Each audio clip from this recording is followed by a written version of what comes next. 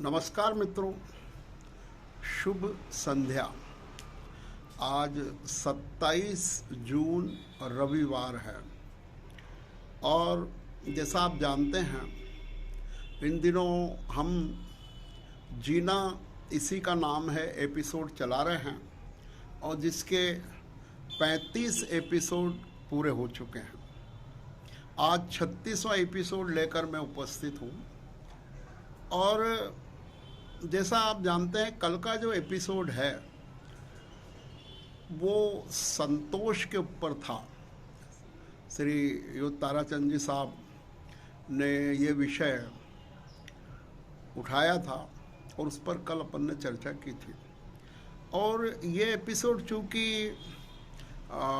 YouTube channel पर भी देखे जा रहे हैं, वहाँ के हमारे एक मित्र का सुझाव आया कि ये बहुत अच्छा विषय कल का लगा और मुझे बहुत कुछ सीखने को मिला। तो उन्होंने एक सुझाव दिया कि सर ये एक एपिसोड कम है, इस पे कुछ और पक्षों पर भी आप प्रकाश डालें। फिर मैंने इस विषय में सोचा तो ये लगता है कि इस पर थोड़ा सा विचार और किया जा सकता है, किसी एक पक्ष को और देखा जा सकता है और वो पक्ष मैं आज रखने का प्रयास करता हूँ। देखते हैं कैसा रहता है। तो जैसे कल अपन ने बात की कि संतोष का मतलब आलस्य नहीं है, ये एक बड़ी बात है। उसको लोग आलस्य से जोड़ लेते हैं, जबकि संतोष वो है कि हम अपने पूरे प्रयास नियमानुसार करें, अच्छे सी कोशिश करें और उसके बाद जो रिजल्ट आए उसको स्वीकार करें, उसमें संतोष करें। तो यह तो एक संतोष का एक पक्ष हो गया, बिल्कुल, जिस पे कल हमने अच्छी चर्चा उदाहरण द्वारा की। एक और पक्ष है संतोष का और वो भी एक दार्शनिक दृष्टि ही कहलाएगी। और वो पक्ष क्या है संतोष का कि हम उड़ना तो सीख गए, हम चलना तो सीख गए, पर हम रुकना या उतरना सीखने में कमी रह गई।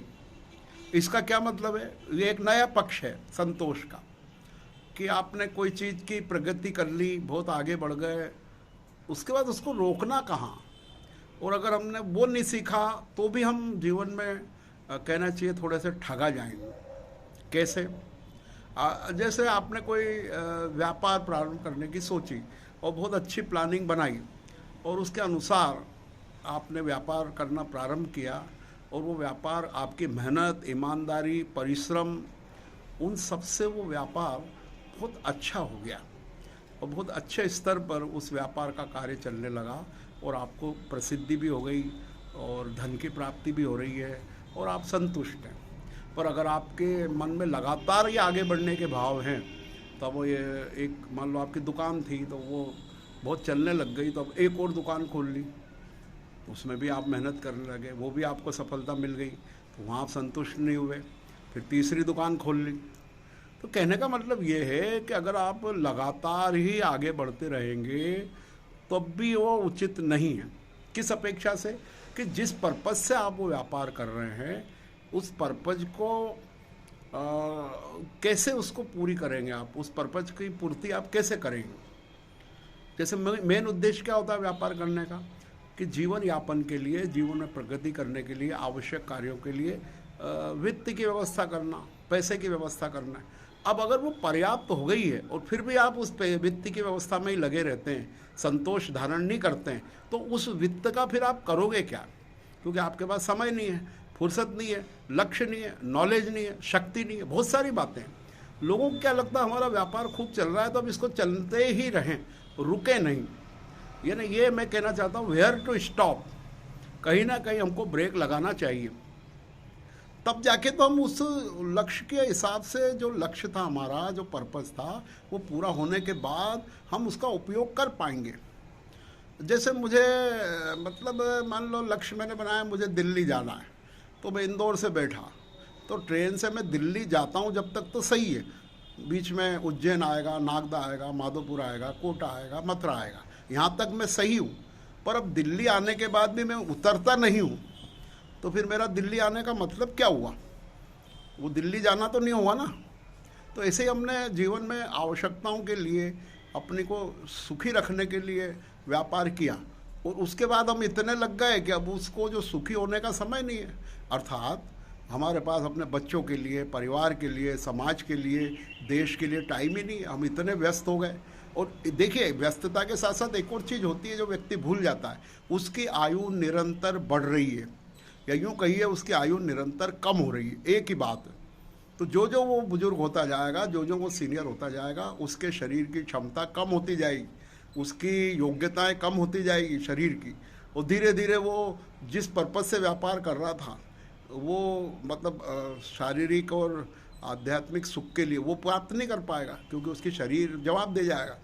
इसलिए ये बहुत ज़रूरी है कि हम रुकना सीखें, और वो रुकना तभी हो सकता है जब हमें संतोष हो। क्योंकि जैसे मतलब अब उसका कैसे उदाहरण दूँ मैं, कि आपने मान लो नौकरी की, अब एक अच्छी पद आपने मेहनत से प्राप्त कर लिया, उसके बाद एक प्रमोशन ले लिया, 2 ले लिए, 3 ले लिए, 4 ले लिए, कितने प्रमोशन लेंगे आप? उसके बाद आप सेटिस्फाइड होकर उसको उस लाइफ को एंजॉय करिए, फिर आप ये प्रगति करना बंद कर दीजिए। ये जीवन का बहुत बड़ा गणित है। अदरवाइज़ आप जीवन के कई पक्षों को छोड़ देंगे, आपकी उम्र बड़ी हो जाएगी, आपके बच्चे बड़े हो जाएंगे, और वो समय निकल जाएगा। फिर वो आप पैसे से उसको वापस प्राप्त नहीं कर पाएंगे। खोया हुआ स्वास्थ्य आप पैसे से नहीं वापस प्राप्त करेंगे। छोटे जो बच्चे बड़े हो गए, उनका बचपन आप वापस नहीं ला पाओगे। तो अपने बच्चों के साथ समय बिताइए, है ना, अपने दोस्तों के साथ समय बिताइए, अपने जो जो लक्ष्य आपके दूसरे हैं, जैसे तीर्थ यात्रा करना हो, किसी से मिलने जाना हो, कोई शहर देखना हो, कोई देश देखना हो, उसकी पूर्ति आप कब करोगे? तो ये संतोष के लिए एक पक्ष ये भी मैं कहना चाहता हूँ हर दृष्टि से। ऐसे ही एक चीज़ और मैंने देखी संतोष के विषय में, कि आप मान लीजिए आपको बहुत लोकप्रिय हैं, अच्छे व्यक्ति, और आपको कोई पद मिल गया, आप अध्यक्ष बन गए, मंत्री बन गए किसी समाज के, या किसी संस्था के, या किसी सोसाइटी के, जैसा भी आप उचित समझे कह लें, या किसी राजनीतिक पद के।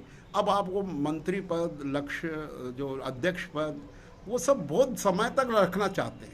अरे भाई, एक 5 साल की किसी चीज़ की अवधि है, किसी की 2 साल अवधि है, किसी की 1 साल अवधि है। उस अवधि तक आप खूब अच्छे से काम करिए उस पद पर, चाहे अध्यक्ष हो कि मंत्री हो कि और कोई पद हो। उसके बाद आप उस पद को त्याग दीजिए, मतलब पूरा होते ही वहाँ से हट जाइए, फिर जीवन के अन्य काम करिए ना। अगर एक ही पद आप 20-20 साल, 25-25 साल रखोगे, तो ना तो आपको कोई फ़ायदा हुआ ज़्यादा, एक ही काम में लगे रहे, और ना समाज को या देश को लाभ हुआ। तो ऐसे करके संतोष करना पड़ेगा कि भाई मैं 6 साल कर लिया, 5 साल कर लिया, 4 साल कर लिया। अगर हमारा 10-15 साल काम करने के बाद भी उसी पद पे बने रहने का भाव है, तो मतलब हम संतोषी नहीं है। हम चाहते हैं बस एक ही टाइप की लाइफ जिए। ऐसा नहीं है, लाइफ कई तरह की, एक व्यक्ति एक जीवन में कई लाइफ जी सकता है, बशर्ते वो बदलता जाए, चेंज होता जाए। ये बहुत बड़ा नियम है। अरे ऐसा कहते हैं हमारे मोदी जी, विठल दास जी मोदी, जिनका मैं मतलब कहना चाहिए शारीरिक और मानसिक स्वास्थ्य संबंधी मेरे गुरु हैं। वो बताते हैं कि परिवर्तन की मालिश करते रहिए तो आप हमेशा जवान बने रहेंगे।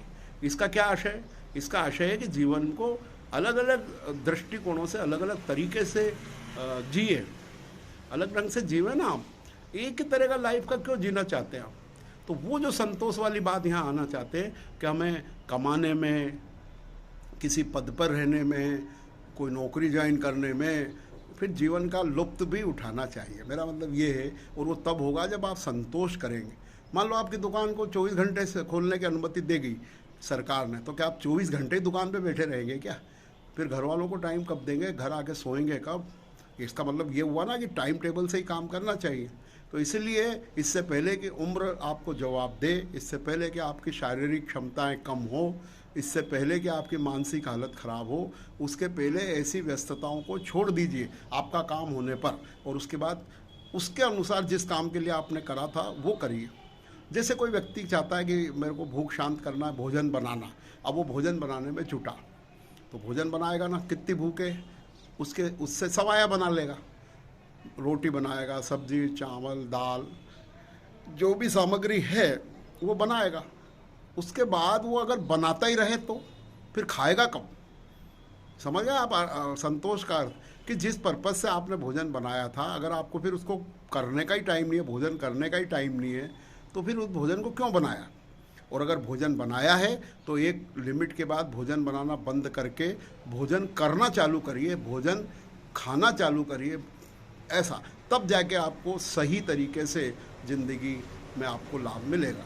इस प्रकार से मैं समझता हूँ कल और आज मिला के मेरा ये कहना है कि आज के इस आपाधापी के युग में, आज जब चारों ओर कंपटीशन है, रेट रेस है, और दुनिया को देखा देखी हम भिड़े रहते हैं, चाहे हमको ज़रूरत है कि नहीं है, तो उसको हम रोकें, स्टॉप करें, और उसके बाद जिस पर्पज़ से वो कार्य किया था वो पर्पज़ को पूरा करें। जैसे कहते हैं ना, पक्षियों के बारे में मोदी जी उदाहरण देते हैं, अपनी एक पुस्तक है जीने की कला, उसमें कि पक्षियों ने अपने नैसर्गिक बुद्धि से, पक्षियों के बच्चों ने अपनी नैसर्गिक बुद्धि से उड़ना तो सीख लिया, पर वो उतरना भूल गए। अब पक्षी उड़ता है इसलिए कि उतरे। तो इसलिए मुझे उम्मीद है कि आप मेरा आशय समझ गए होंगे कि मैं ये कहना चाहता हूँ कि संतोष का एक पक्ष तो ये है कि हम पूरे प्रयास करें और उसके बाद जो रिजल्ट मिले उससे संतुष्ट रहें। एक तो ये संतोष का पक्ष है, और दूसरा पक्ष ये है कि जो भी हम कार्य करें, प्रगति करें, व्यापार करें, नौकरी करें, किसी पद पर रहें, तो उसकी भी एक लिमिट रखें। उस लिमिट के बाद उस चीज़ को त्याग दें, या जिस उस चीज़ के लिए जिस लिए लगे थे वो चीज़ करना प्रारंभ करें। तो इस प्रकार से एक पक्ष आज और पूरा हुआ। बहुत बहुत धन्यवाद। कल एक और नए विषय को लेकर उपस्थित होंगे। Thank you. जय जी।